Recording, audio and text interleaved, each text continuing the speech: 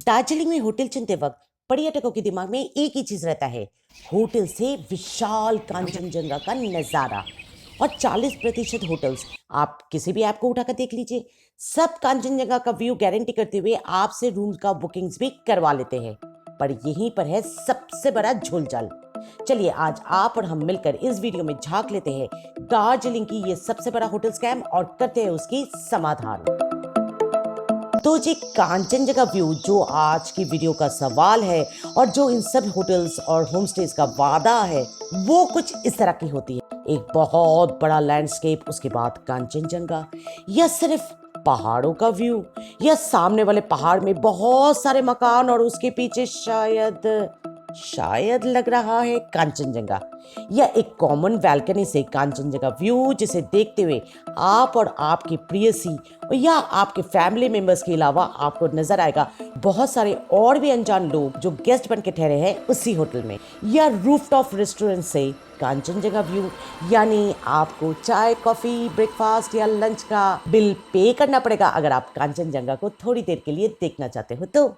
या एक छोटी सी पैसेज में आपकी नजर घूमते हुए शायद कुछ पहाड़ जैसा लग तो रहा है, या खिड़की में से सामने वाले बिल्डिंग का दीवार या मकान का एस्बेस्टर जिसे आपकी नजर को कूद कर कांचनजंगा देखना पड़ेगा। इन शॉर्ट, आप और कांचनजंगा और बीच में कोई नहीं। ये तो अब तक लग रहा है कि दार्जिलिंग में मुमकिन नहीं। और कभी कभी तो होमस्टेज वालों का तो सुपर्ब एक्सप्लेनेशन रहता है। हाँ मैडम जी, साहब जी, कांचनजंगा व्यू है ना, हमारे होमस्टेज में 4 रूम है, उसमें से एक रूम आपको मिल जाएगा विद कांचनजंगा व्यू। तो क्या आप उस अनजान गेस्टों को सुबह सुबह नॉक करके आप बोलोगे, सॉरी फॉर द इंटरप्शन, पर क्या मैं सुबह की चाय आपके रूम से कांचनजंगा को देखते हुए पी सकती हूँ, if you don't mind of course. तो क्या है इसकी समाधान, बताते हैं वीडियो में आगे चल के, तो वीडियो को थोड़ा सा भी स्किप मत कीजिएगा। फिलहाल अभी बात कर लेते हैं दूसरी प्रॉब्लम की। क्योंकि हम लोग दार्जिलिंग महल से वाकिफ है as the most happening spot of Darjeeling, तो रहना भी हम वहीं पर प्रेफर करते हैं। और 20 से 30% होटल्स, होमस्टेज भी महल में ही अपना अवस्थान कहते हुए आपका बुकिंग्स भी ले लेते हैं। पर क्या आपको मालूम है कि एक्चुअल महल में सिर्फ एक ही होटल है, पाइन रिज। बाकी सब होटल्स और होमस्टेज महल के आजू बाजू अवस्थित है। अब आप बोलोगे कि इसमें क्या ही प्रॉब्लम है। प्रॉब्लम है पहाड़ चढ़ना और उतरने का। 5 मिनट या 10 मिनट जो भी दूरिया हो महल से आपका होटल तक का, आपको महल तक या तो चढ़ना पड़ेगा पैदल, और अगर जाते वक्त उतरना पड़ा तो डेफिनेटली वापस आते वक्त चढ़ना तो पड़ेगा ही, क्योंकि महल में ना कोई कैब, ना टैक्सी, ना बाइक अलाउड है। तो अगर आपकी टीम में कोई बुजुर्ग हो या कमजोर या अस्वस्थ इंसान हो या गोदी में कोई बच्चा हो, तो होटल का सही चुनाव ना करने के कारण आपको भुगतना भी पड़ सकता है। तो इन दो मसलों का क्या समाधान है? जी हाँ, टिप्स टू ट्रैवल का वीडियोस आप देख रहे हो, टिप्स तो होगा ही इन समस्याओं का। तो जी पहली बात तो ये है कि मॉल के करीब होटल्स ना चुने। ऐसे भी मॉल में क्या रखा है, सिर्फ शॉपिंग और रेस्टोरेंट्स का नजदीकी होना आपका ट्रिप का मकसद तो नहीं हो सकता है ना। आप तो आए हो दार्जिलिंग घूमने। वैसे भी मॉल की सभी दुकानें और रेस्टोरेंट्स तो 8 बजे के बाद बंद हो जाती है। तो हमने क्या किया, हमने जो किए थे वो था बताशे लूप के बगल में होटल चुनने का तरकीब। क्यों? क्योंकि पहली बात, महल एक बहुत ही हैपनिंग स्पॉट है, सो नेचुरली वहाँ का सभी होटल्स और होमस्टेज ओवर प्राइस्ड है। जबकि ये होटल जिसका नाम है हिमालय रेसिडेंसी, हमें चार्ज किया ओनली ₹667 पर पर्सन पर नाइट।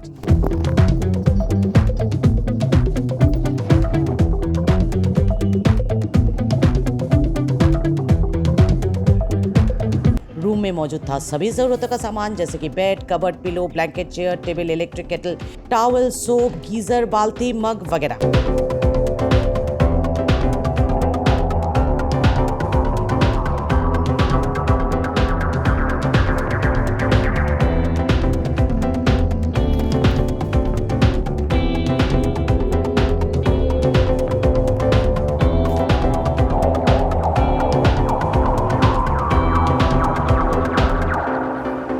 पर इस मॉडर्न साइज रूम का असली आकर्षण था इसकी खिड़की, जिसके थ्रू आप ले सकते हो एक पूरा ब्यूटीफुल वर्जिन व्यू ऑफ विशाल कांचनजंगा। बीच में कोई नहीं, ना कोई घर, ना रास्ता, ना ही आपकी दृष्टि को ब्लॉक करता हुआ एक पहाड़। और सबसे बड़ी बात, ये व्यू आप अपने होटल रूम से ही ले सकते हो जब भी आपका मन चाहे। और होटल के किसी एक कमरे से नहीं, बल्कि सभी कमरे से, चाहे आप फर्स्ट फ्लोर के मेहमान हो या सेकंड या थर्ड, जब भी आप चाहो खिड़की खोल के कंचनजंगा को देख सकते हो। और आपकी इस नज़र को चार चांद लगा देगी जंगली पक्षियों की सुरीली आवाज़।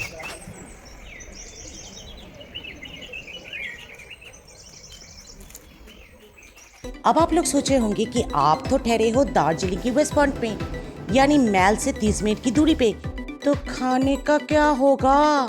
घबराइए मत, हिमालय रेसिडेंसी का अपना खुद का रेस्टोरेंट है, जहां पर पहले दिन हम लोगों ने किया था दोपहर का भोजन और दूसरा दिन ब्रेकफास्ट से किया था दिन का शुभारंभ। दूसरा बेनिफिट इस होटल का ये है कि ये पताशिया लूप के गेट नंबर 2 के बिल्कुल विपरीत में ही अवस्थित है। आप सिर्फ रास्ता क्रॉस करके कुछ गिने चुने सीढ़ियां चढ़कर एक्सप्लोर कर सकते हो Batasia Loop at any point of the day. और फिर वहां से दार्जिलिंग का फेमस हिमालयन टॉय ट्रेन पकड़ के दार्जिलिंग स्टेशन भी पहुंच सकते हो। गुम स्टेशन और गुम मॉनेस्ट्री भी वॉकिंग डिस्टेंस पे ही है इस होटल की।